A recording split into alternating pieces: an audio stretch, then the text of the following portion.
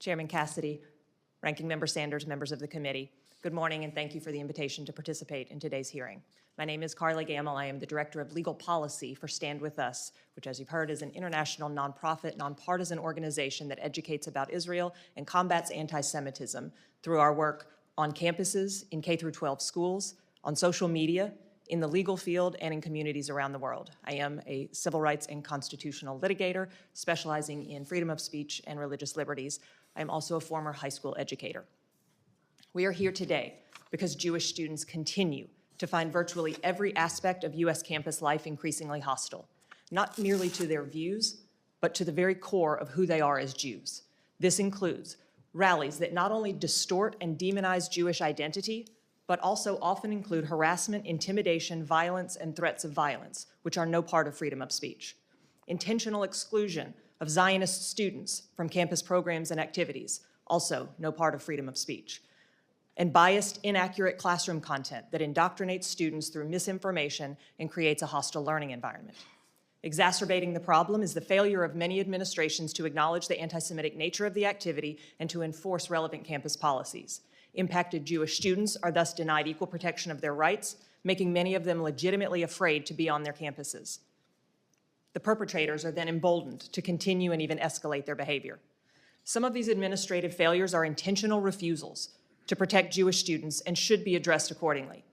But there is also a critical lack of understanding at play because of a well-organized, well-funded campaign that has co-opted and imposed its own erroneous definition of a term that is integral to the religious and ethnic identity of most Jews around the world, including here in the U.S., with the clear intention of demonizing the term and those who identify with it. That term is Zionism, derived from the term Zion, an actual physical location in Israel with deep historical significance to the Jewish people. Simply put, Zionism is the term that describes the desire of the Jewish people for safety and sovereignty in their ancestral homeland of Israel. This nefarious campaign, however, seeks to redefine Zionism as nothing more than a term of political support for the Israeli government, which the narrative falsely accuses of a host of evils.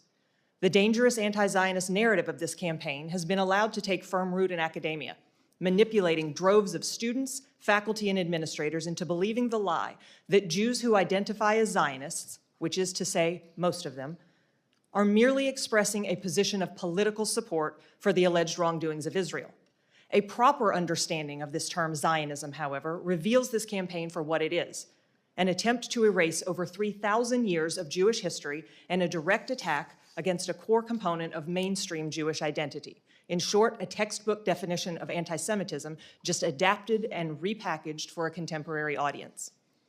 The problem of anti-Semitism on U.S. campuses has reached a level that necessitates congressional action, and I would like to suggest 3 such actions. First, Congress should pass 2 important pieces of pending legislation.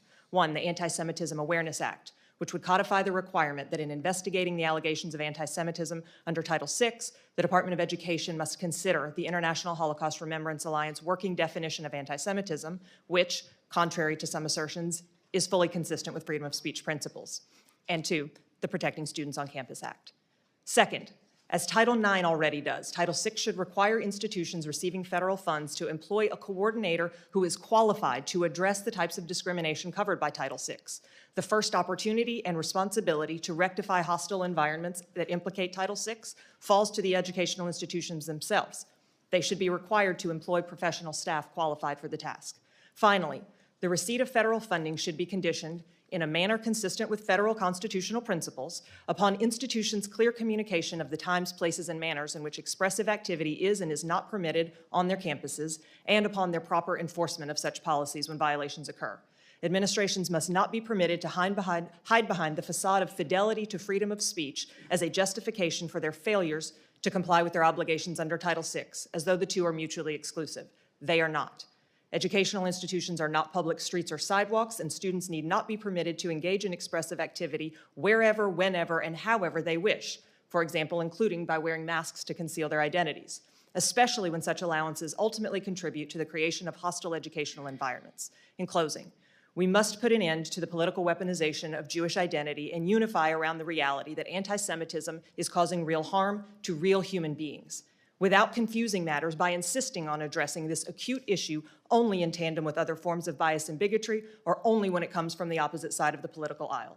Attacks against Jewish identity are not a matter of left or right, but of wrong and right. Thank you for the opportunity to testify. I look forward to answering questions. Thank you.